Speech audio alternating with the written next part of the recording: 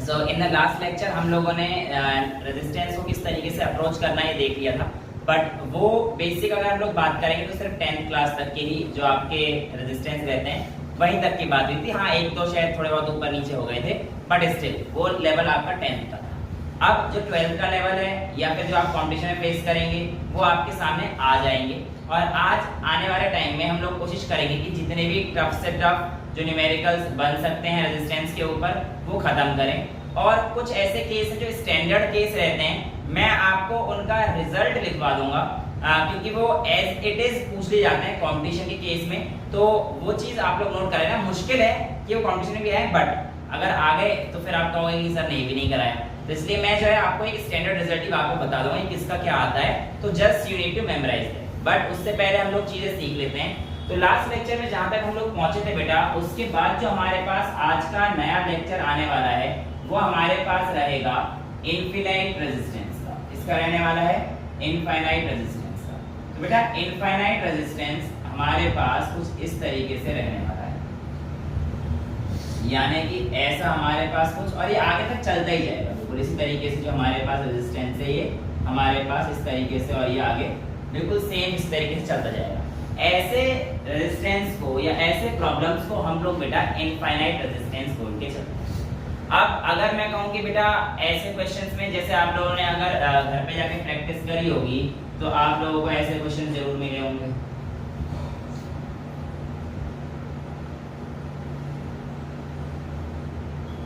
है ना।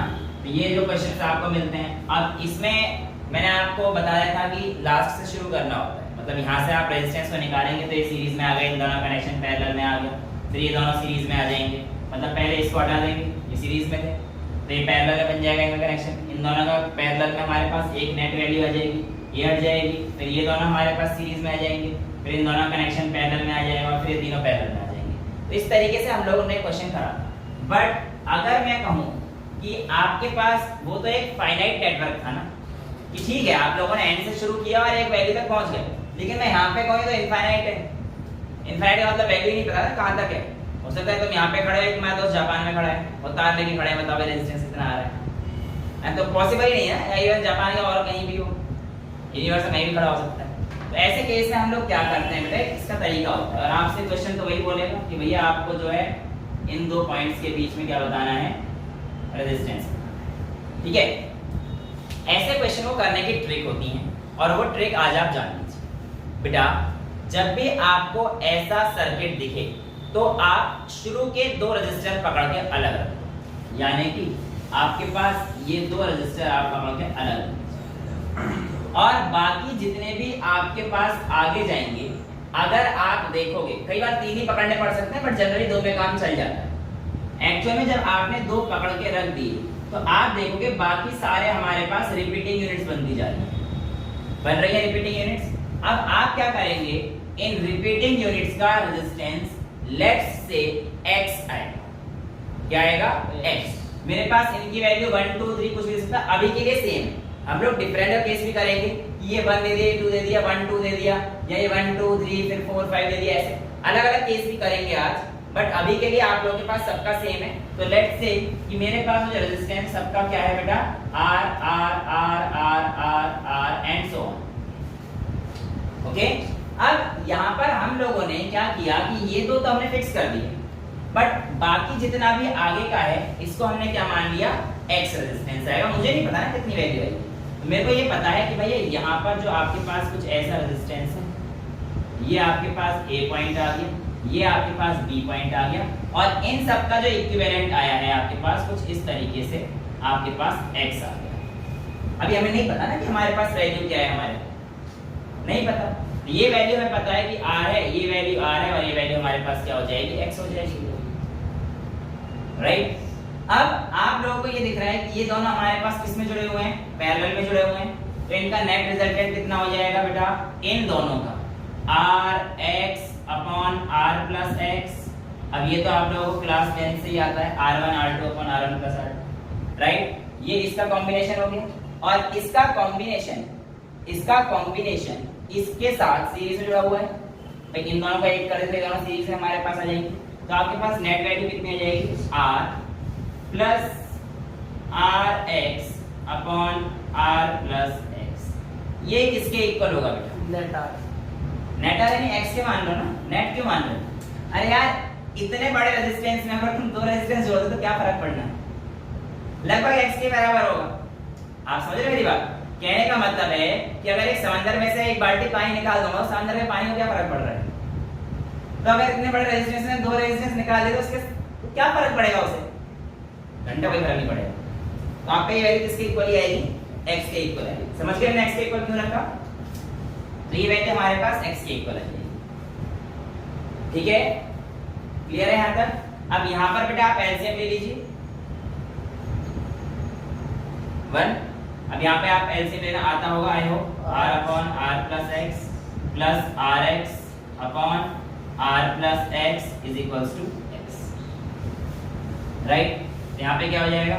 r square plus rx plus rx is equals to rx plus x square. एक rx से एक rx गया, और अगर मैं इसको इधर लेके जाऊं तो मेरे पास बन जाएगा x square minus R X minus R square is equals to 0, right? हमारे पास यही रह जाएगा ना, तो X square minus R X plus R square is equals to 0। अब आप लोगों को यहाँ पर एक चीज जो समझ में आ रही होगी वो आपको दिख रही होगी, ये इक्वेशन आप कैसे सॉल्व करोगे। आपको याद आना चाहिए क्वाड्रेटिक इक्वेशंस यहाँ पे आपको आनी चाहिए। यहाँ तक पहुंचे क्या आपको क्वाड्रेटिक इक्वेशन लगा देनी है। क्वाड्रेटिक इक्वेशन आप लोगों को जिनको आती है बहुत बढ़िया, minus B plus minus under root B square minus 4ac upon में 2a, राइट? और आप लोगों को ये सॉल्व करना है, ये सॉल्व करना है। ये हमारे पास क्वाड्रेटिक इक्वेशन है। इस क्वाड्रेटिक इक्वेशन को यहाँ से हम लोग पुट करेंगे इनकी वैल्यूज, तो हमारे पास b की वैल्यू क्या आ जाएगी बेटा? माइनस आर, तो minus and minus R will be getting the plus R, तो हमारे पास यहाँ आ जाएगा plus R plus minus under root B square, आपके पास क्या हो जाएगा? माइनस आर का square into plus R square, तो आर स्क्वायर माइनस 4, a की वैल्यू क्या है बेटा हमारे पास 1, तो माइनस 4 इंटू 1, और c की वैल्यू आपके पास क्या है? Minus R square, right? So it will be your minus R square, तो माइनस माइनस आपके पास प्लस हो जाएगा, तो r plus upon 2a, upon में 2a यानी कि अपॉन में 2 ही रहने देता हूं, तो r plus minus under root r square minus minus plus 4r square upon में 2 हो जाएगा बेटा। तो ये वैल्यू हमारे पास क्या आ जाएगी? r plus minus under root कितना आ जाएगा? ये 5r स्क्वायर बाय 2, और आई कैन से r, इसकी दो वैल्यूज बन गई है, एक प्लस की वैल्यू बनेगी, एक माइनस की वैल्यू बनेगी, तो r plus r root 5 upon में 2, एक वैल्यू तो हमारे पास ये आएगी, और दूसरी वैल्यू क्या आएगी? r minus r root 5 upon में 2।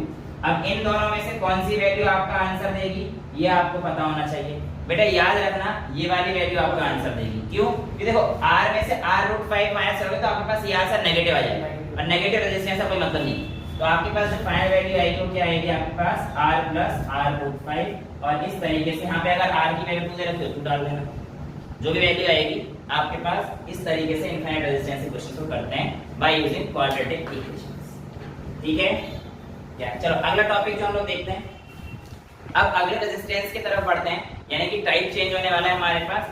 वैसे तो आपको देखने में लगेगा कि यार ये ना बड़ा कॉम्प्लिकेट सा होता जा रहा है, लेकिन जैसे जैसे मैं आपको ट्रिक बताता जाऊंगा सॉल्व करने की, आप कहोगे इतना इजी है।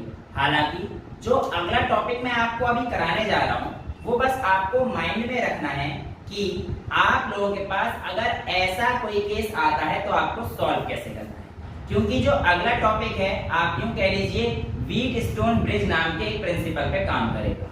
अब वो व्हीटस्टोन ब्रिज जब मैं आपको किरचॉफ करा चुका हूंगा तब उसके बाद आसपास कहीं सामने आएगा, तो इसलिए मैं क्योंकि रेजिस्टेंस में तो काम आएगा ही आएगा, और आप जब क्वेश्चंस करेंगे तो आप अटकोगे, इसलिए आप ना अटको, मैं कॉन्सेप्ट बता देता हूं ताकि आप लोगों को वो चीज समझ में आ जाए। देखिए अगर आपके पास बेटा कोई सर्किट इस तरीके से दे देता है,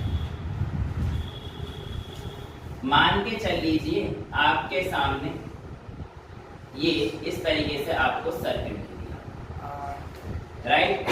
अब यहाँ पर आपके पास दे दिया 5 10, यहाँ पर दे दिया 4 8, और यहाँ पर दे दिया 25। अब ये बड़ा कॉम्प्लिकेट सा नहीं हो रहा, मतलब कि बड़ी दिक्कतें करना है, इनको सॉल्व करना है, ये सब सॉल्व करना, बड़ी प्रॉब्लम सी हमें लग रही है, राइट? क्योंकि मतलब ठीक है, अगर हम लोग करेंगे तो इसको पहले सीरीज में करेंगे, सर पैरेलल में करेंगे तीनों को, राइट?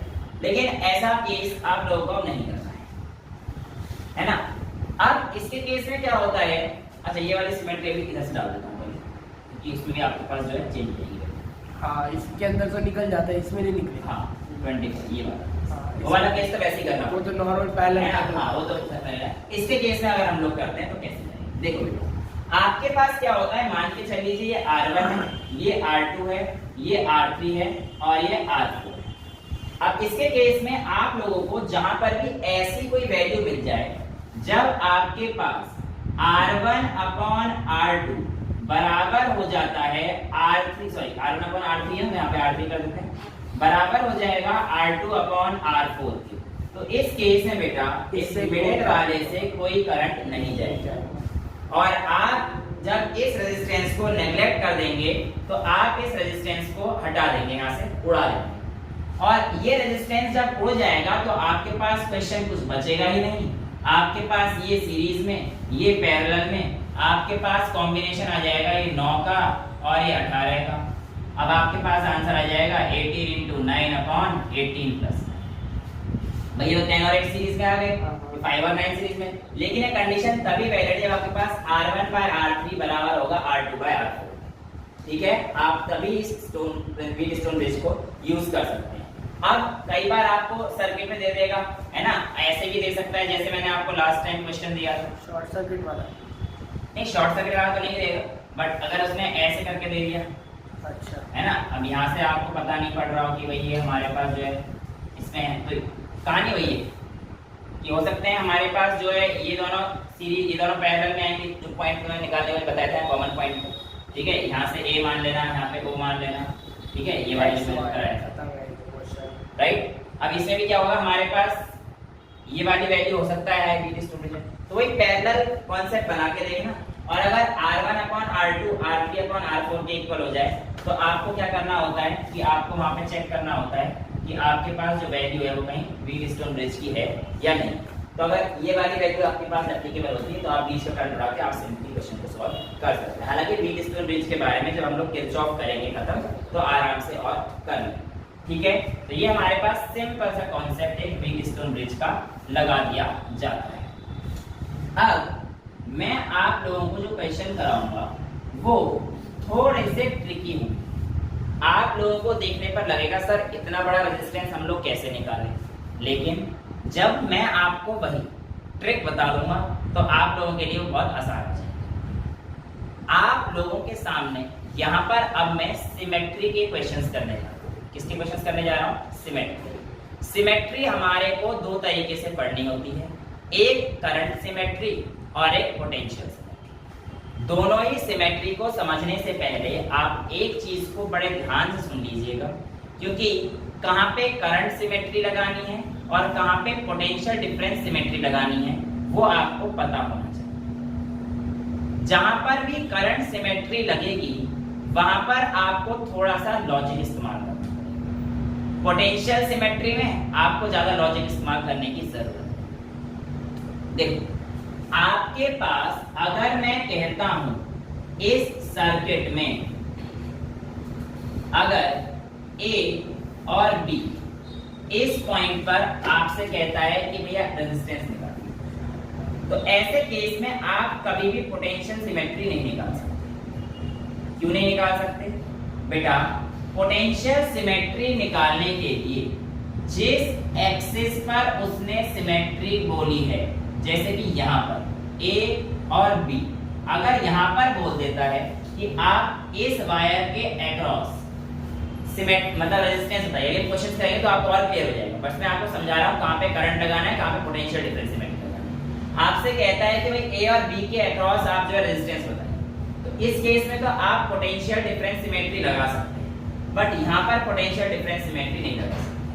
इवन अगर मैं इसको मिटा ही दूं और आपको इसी से समझाना चाहूँ तो आप ऐसे समझिए कि A और B के अक्रॉस इस समय तक पोटेंशियल डिफरेंस सिमेट्री लगेगी, लेकिन अगर यही पॉइंट ए और बी यहाँ पर होते तो यहाँ पर अब करंट सिमेट्री लगेगी। यानी कि पोटेंशियल डिफरेंस सिमेट्री सिर्फ तभी लग सकती है जब आपके पास अपर हाफ और लोअर हाफ या राइट हाफ और लेफ्ट हाफ बिल्कुल सेम उसी पॉइंट से कटकर दोनों इक्वल पार्ट पे डिवाइड हो गए। जैसे कि यहाँ पर मेरा ए और बी था बेटा, सपोज तो आप ऐसे समझिए कि अगर यहाँ पे मैं इसको काट देता हूँ ऐसे, तो जो मेरा अपर हाफ के पोर्शन में वही मेरे लोअर हाफ के पोर्शन में है। तो इस केस में आप लोग पोटेंशियल डिफरेंस सिमेट्री का इस्तेमाल कर सकते हैं। बट मैंने अपने वायर की पोजीशन चेंज कर दी है और मैं कहता हूँ कि आपके पास बेटा इस ए और बी वाले केस में आप सिमेट्री लगा के दिखाइए। तो आपको काटना तो इस ए और बी के अलॉन्ग ही पड़ेगा हमेशा, काटना तो, पर यहाँ पे तो आप नहीं लगा सकते।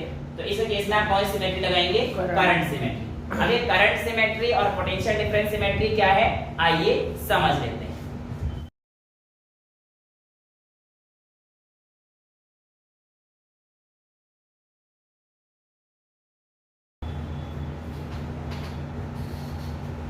क्या बना दूं?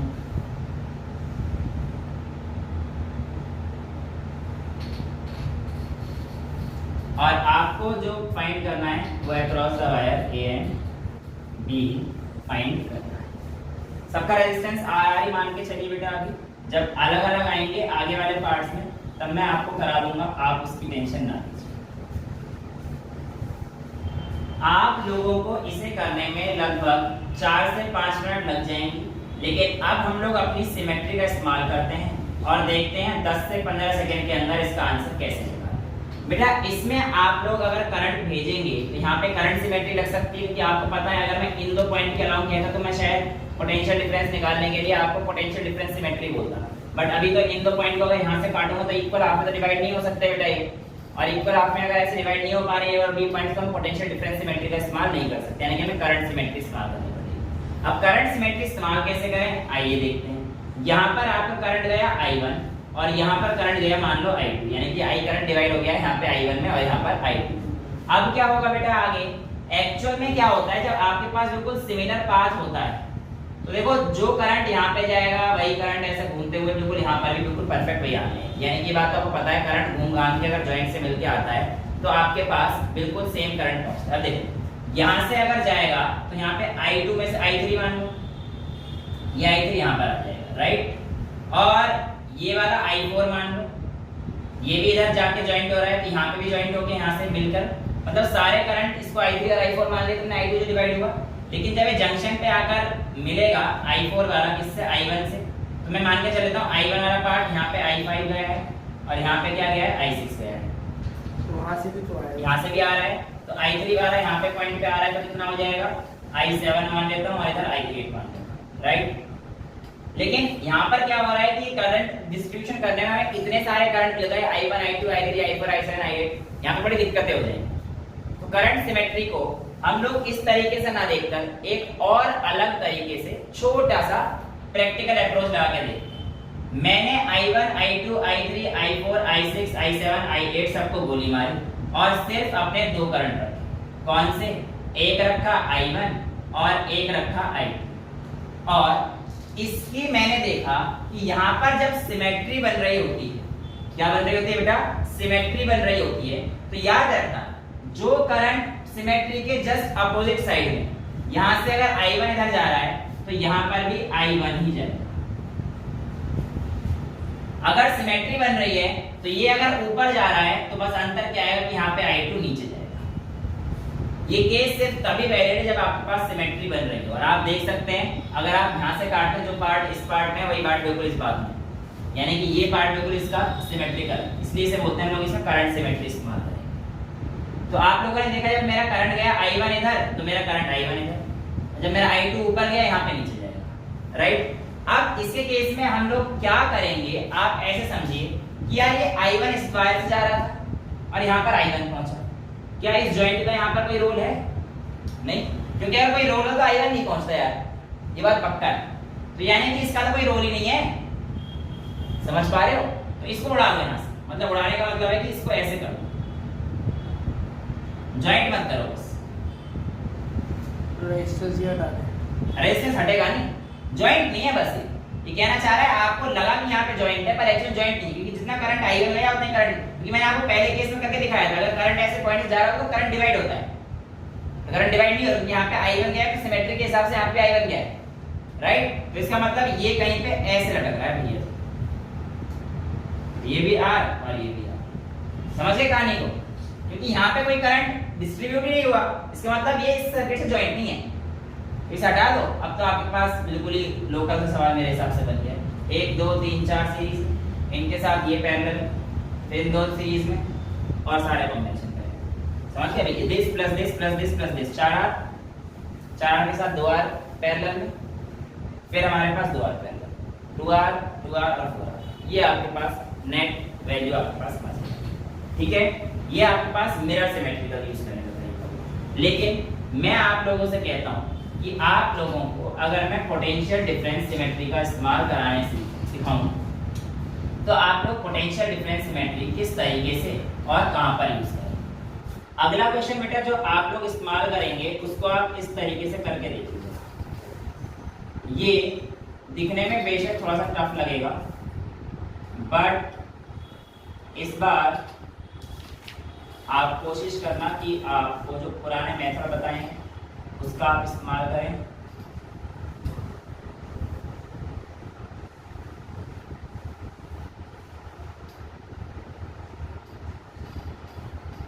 ठीक है, ये आपके पास वायर है A और ये आपके पास वायर है B, और यहाँ पे भी आप अगर बना देते हैं तो आपके पास आसान सा सवाल है, लग रहा होगा थोड़ा सा मुश्किल है, बट अगर आप दिमाग लगाएंगे तो आप इसे बहुत ही आराम से कर सकते हैं।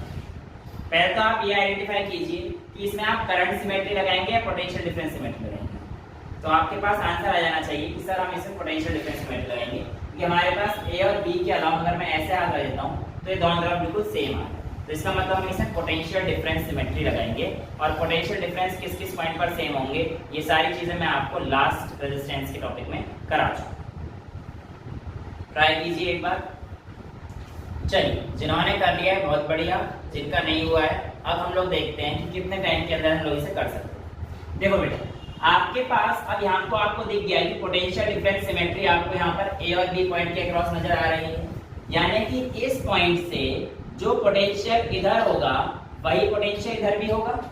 इस बात का मतलब यही है, लेट्स से ये छोटा है मान लो। सिमिलरली इस पॉइंट पे अगर मैं बात करता हूँ तो ये छोटा भी हो जाएगा, राइट। अब जो मेरे पास एक पॉइंट बच रहा है ये वाला, इसको मैं बिल्कुल सिमेट्रिकल पॉइंट को यहाँ पर एक पॉइंट देता हूँ छोटा सी, और ये वाला पॉइंट देता हूँ छोटा सी, इसे मैं मान लेता हूँ, राइट। अब आइए सर्किट को अरेंज करके देखो, यहाँ से है A और छोटे a के बीच में और A और छोटा a के बीच में, ये दो लगे हुए हैं, तो यानी कि ये दोनों आपस में पैरेलल में रहे होंगे, ये बात तो तय है। और पैरेलल में सबका रेजिस्टेंस तो मैंने आपको R लेट करने को बोल ही रखा है कि भैया आप R ही ले लीजिएगा, मुझे इस बात से कोई प्रॉब्लम है ही नहीं, राइट। अब आपको ये दिखता है कि ये A और A ये दोनों आपस में पैरेलल है, राइट, क्योंकि इनका पोटेंशियल डिफरेंस ये बिल्कुल बराबर है। तो एक काम करता हूं, मैं इस सर्किट को उड़ा दूं, और अगर मैं इस A और A के बीच को R/2 लिख दूं, कोई दिक्कत तो नहीं, पैरेलल में है, R plus R upon R into R, sorry R into R upon R plus R, तो बेसिकली हमारे पास R/2 बन जाएगा ये वाला।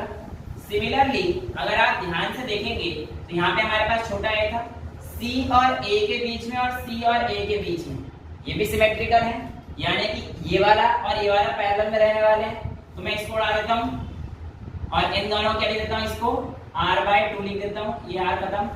सिमिलरली देखो C और B और C और B, ये R और ये R पैरेलल में जा रहे होंगे आपस में, क्योंकि हमारे पास ये भी CB के बीच में, ये भी CB के बीच में, तो ऑब्वियसली बात है इन दोनों को इसको उड़ाना पड़ेगा और इन दोनों का रेजिस्टेंस मेरे पास आ जाएगा R/2, 5R/2 आंसर। अब बेटा आपको तो देखना पड़ेगा OB और OB इन दोनों का रेजिस्टेंस हमारे पास सेम है, ये भी पैरेलल में होंगे, तो भैया इसे भी उड़ाते जाओ, और इसे उड़ाने के बाद आपके पास ये R/2 बन जाएगा। कौन सा बच गया, ये OA और ये OA, इसे भी हटा दो बेटा, ये भी R/2 बन जाएगा। अच्छा ये दोनों क्यों छोड़ रहे हो, R/2 इसको भी हटा दो और इसको भी R/2 लिख दो। अब क्या रह गया इस सर्किट में, भैया ये दोनों तो हमारे पास एक बन गए सीरीज में, ये दोनों एक बन गए, तो आपके पास सर्किट कुछ ऐसा बन जाएगा, ये इस पॉइंट पे आकर ये इस पॉइंट पे आकर और ये इस पॉइंट पे आ गए और यहाँ पर हमारे पास 1 ओम R/2, ये कितना है, ये भी 1 ओम और ये R/2, ये दोनों पैरेलल में है और ये इनों का कॉम्बिनेशन हमारे पास फिर सीरीज में आ जाएगा। क्लियर है? तो इस तरीके से हमारे पास पोटेंशियल डिफरेंस सिमेट्री और आसान कर देती है क्वेश्चंस। हालांकि अभी एक दो क्वेश्चंस और कर लेते हैं ताकि आप लोगों के कॉन्सेप्ट्स थोड़े से और जो करंट सिमेट्री या पोटेंशियल डिफरेंस सिमेट्री को लेकर क्लियर नहीं हुए हैं वो और क्लियर हो जाए। अगला क्वेश्चन कुछ इस टाइप से है।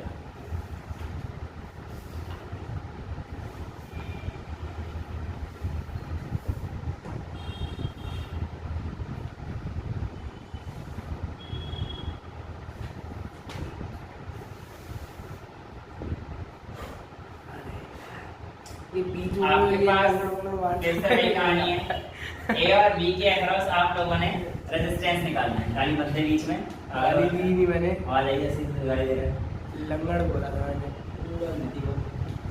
ये आपके पास क्वेश्चन है और इस क्वेश्चन में आपको सारे रेजिस्टेंस आर दे रखे हैं और वही आपको काम करना है। ए और बी के बीच में आपको नेट रेजिस्टेंस फाइंड करना है। कीजिए। इस क्वेश्चन में अगर आप देखें तो आप दोनों सिमेट्री का इस्तेमाल कर सकते थे, चाहे आप करंट सिमेट्री का करना चाहें या फिर आप पोटेंशियल सिमेट्री का करना चाहें।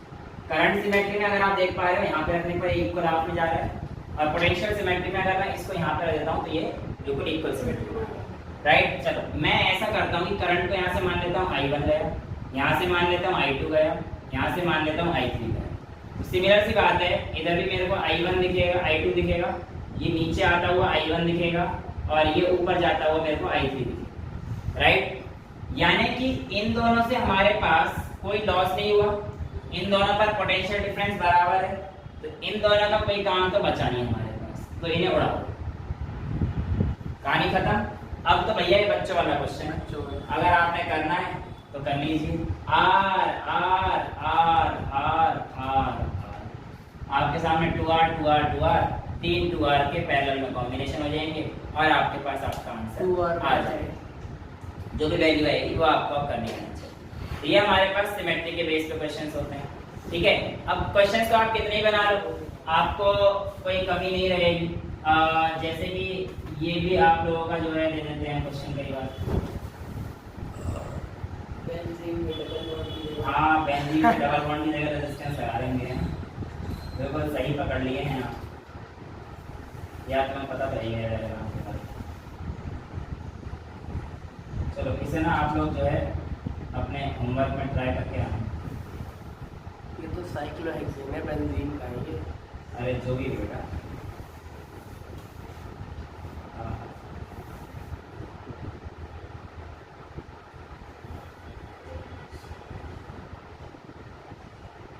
अरे वो बीच वाली लाइन रह गई यार। कौन सी रह गई? बना रहा हूँ बेटा, बना रहा हूँ, छोड़ो मत भाई। कौन सी रह गई बेटा? वो रजिस्टर को थोड़ा ऊपर कर दो, एक ऑनलाइन मार दो ना दोनों के बीच से। वो नहीं, कम अच्छा, खाली खाली ये वाली कह रहे हो? हाँ, खाली खाली से लग रहा है ना नहीं, वहाँ। कर लाना, कोई बात नहीं बेटा। नहीं, खाली खाली अच्छा ही लगता है। नहीं, लगाओ, कितने की कर लाना? ऊपर से मार दो, वहाँ से आपको चलिए, अगर मैं कहता हूँ कि यहाँ से A और ये B, ठीक है, इसके बीच में आपको लगाना है तो आप यहाँ पर जो है करंट सिमेट्री लगा सकते हैं। अब आप निकालो इसका plus R. Right, plus R effect. Plus R effect नहीं, प्लस आर रेजिस्टेंस निकालना है। रेजिस्टेंस भी नहीं निकालना आ रही है, बट वो plus R minus R chemistry वाला निकाला सकते हैं। हमने साइक्लोहेक्सेन थोड़ा सा मॉडिफाई कर दिया है और आपके सामने सिमेट्री का क्वेश्चन बन गया है। ठीक है, तो ये आपके पास एक होमवर्क रहेगा, जो भी करके लाएगा मेरे को दिखा देना, कुछ ना कुछ मिल जाएगा। चलो ठीक है, फिर तो अभी कर दूंगा, कुछ मिलने वाला होगा। ठीक है, इतना समझ में आ गया। तो ये हमारे पास रेजिस्टेंस के क्वेश्चंस लगभग इतने ही रहते हैं और इसके बेस पे अब क्वेश्चंस की वैरायटी तो बेटा कितनी भी हो सकती है, बट अगर आपने कॉन्सेप्ट समझ लिया कि किस तरीके से हमारा अप्रोच रहना चाहिए न्यूमेरिकल करने के लिए, तो आप लोग आराम से किसी भी टाइप के क्वेश्चंस को रेजिस्टेंस को आप सॉल्व कर सकते हैं। लेकिन कुछ स्टैंडर्ड रिजल्ट जो आपको पता होने चाहिए, आइए देख लेते हैं। सबसे पहले आप ये जानते हैं कि ये आपके पास एक क्यूब होता है और क्यूब में 12 एजेस होते हैं। आपसे कई बार क्वेश्चन पूछा गया है, देखो यहाँ पे रेजिस्टेंस लगा दिया, यहाँ लगा दिया, यहाँ लगा दिया, एक एज पे एक। हाँ जी, बिल्कुल ऐसे ही जो है हमने इसका कर दिया था। तो कुल मिला के ऐसे 12 रेजिस्टेंस अगर मैं कम ज़्यादा बना दी तो चेक कर लेना, ठीक है। तो ये रेजिस्टेंस आपके सामने लगाए जाते हैं। अब आपसे पूछा जाता है कि आपके पास एक तो जो बॉडी डायगोनल होता है, ये बॉडी डायगोनल होता है। अब जो सॉलिड स्टेट पढ़ चुके हैं हमको पता होना चाहिए कि बॉडी डायगोनल यहाँ से लेकर यहाँ तक होता है। फेस डायगोनल ये वाला होता है, ये वाला और ये वाला, ये फेस डायगोनल, और ये साइड होती है ये और ये, ठीक है बेटा। तो आपसे पूछेगा कि भैया यहाँ से लेकर जैसे मान के चल लो ए बी और ये सी पॉइंट देता हूँ, इसे मैं डी पॉइंट देता हूँ, ये डी पॉइंट देता हूँ, राइट। तो ये जो आपके पास क्वेश्चन है, आपको इसमें पूछा जाएगा कि बताओ आपके पास साइड के बीच का रेजिस्टेंस कितना है अलोंग द साइड। तो बेटा साइड के बीच की जो नेट वैल्यू आएगी वो आएगी 7/12, ठीक है। और जो आपके पास फेस डायगोनल आता है ए और सी के बीच का, बेटा फेस डायगोनल के बीच में आती है आपकी वैल्यू 3/4r, और जो आपके पास बॉडी डायगोनल होता है उसमें हमारे पास जो आपके पास वैल्यू आएगी वो आएगी 5/6r। बॉडी वाला कहाँ से कहाँ तक होगा? बॉडी वाला उस कॉर्नर से इस कॉर्नर पे देखना बेटा, इससे हाँ वो वाला है उस कॉर्नर से। तो यहाँ पे अगर मैं इसको लेके चलूंगा तो ये वाला कॉर्नर इस कॉर्नर से मिलेगा, ये वाला ई पर, ये से ये डी रख देते हैं। सी और डी फेस डायगोनल है बेटा, फेस डायगोनल, ई और ए आपके पास बॉडी बॉडी डायगोनल, डायगोनल, ठीक है। तो आपके पास इसलिए मैंने वो पॉइंट बढ़ा दिया कि दो सिंगल पॉइंट है। तो ये आपके पास जो ए ई है इसके बीच का ये आ गया है, ये आपके पास 3/4 किसका है ए से सी का, मतलब ए से सी तो सिमिलर तो सी डी का भी होगा ना, सी डी बी का भी होगा, ठीक है। और एक साइड है आपके पास A B B C C E D, इन सब का जो आपके पास साइड आएगी, इन सब का जो आपके पास डायग्राम आएगा वो हमारे पास इस तरीके से एक जो वैल्यू आपसे पूछी गई है क्वेश्चन एग्जामिनेशन में वो भी आती है। आप लोगों से अगर एक स्टैंडर्ड रिजल्ट मैं पहले बता के चल रहा हूँ, जैसे अगर एक इनफाइनाइट का क्वेश्चन आ जाए और उसमें कुछ ऐसे दे रखा हो,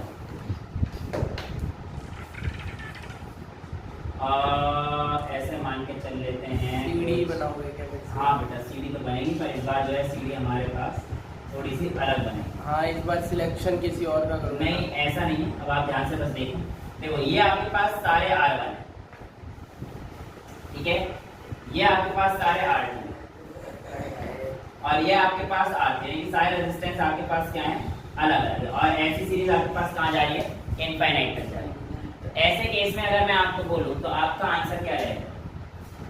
अगर आपको इस तरीके के इनफाइनाइट रेजिस्टेंस देता है कि R1 अलग है, R2 अलग है, R3 अलग है, तो ये बड़ा कॉम्प्लिकेटेड हो जाएगा। इसलिए इस तरीके के लिए जो आपके पास नेट वैल्यू है आप उसको याद रखकर अपने आप को बचा सकते हैं। ये कैसे आएगी बेटा? R net पहले ये वाला जो हमारे पास साइड के दोनों है 1/2 R1 प्लस R2 का होल स्क्वायर प्लस 1/2 ब्रैकेट में डाल दीजिएगा, और इसको एक और छोटे बड़े ब्रैकेट में रखना कि आपके पास यहाँ पे जो वैल्यू आएगी वो आ जाएगी R1 प्लस R2, इसकी वैल्यू स्क्वायर में plus 4 times R3 bracket R1 plus R2, और इस पूरे की पावर आपके पास हाफ हो जाती है। तो इस तरीके से आप जो है इसको सॉल्व करें। ऐसे ही अगर एक और क्वेश्चन इसका मिल जाए आपको कि इस बार हमारे पास कुछ ऐसे है, बेटे बस स्टैंडर्ड रिजल्ट याद रख लेना। ये आपके पास जब आप क्वेश्चंस करते हैं अगर आप ना फंसे इसके लिए मैंने बता दिया है R1 R2 R1 R2, ऐसे आपके पास इनफाइनाइट रेजिस्टेंस अगर जा रहा है तो आप क्या इस्तेमाल करेंगे? और ये पॉइंट आपको दे रखा है ए और बी, है ना, वही R नेट होता है R A and B, R net का मतलब ये है, यहाँ पे भी ए और बी के अक्रॉस ही क्वेश्चन तो बिल्कुल सेम भाई, ठीक है बेटा। इसका जो आपके पास RAB आता है वो भी आप डायरेक्ट याद रख सकते हैं तो बहुत बढ़िया, अदरवाइज कॉम्पिटिशन में पूछा जाएगा। तो ये 1/2 R ब्रैकेट 1 प्लस यहाँ पर जो हमारे पास वैल्यू आने वाली है बेटा वो आएगी रूट में 1 प्लस 4 √R2/R1। आप इसको सॉल्व कर देना और आपके पास RAB की वैल्यू आ जाए। तो बेटा ये कुछ स्टैंडर्ड रिजल्ट हैं जो आपको बस याद रहने चाहिए कि अगर आपके पास अगर आ जाता है तो डायरेक्ट यही पूछ सकता है कि RAB में क्या है। तो बस आप अगर इतना याद रख के रख सकते हैं तो आपके लिए बहुत बढ़िया है। That's all regarding the resistance. इससे ज्यादा रेजिस्टेंस में आपसे कुछ नहीं पूछा जाने वाला है। अब हम लोग अगला पावर से रिलेटेड टॉपिक को अगली क्लास से शुरू करेंगे। आई होप ये आपको क्लियर है, और जो भी बाकी सारी वैल्यूज हैं हम लोग अगली क्लास से कंटिन्यू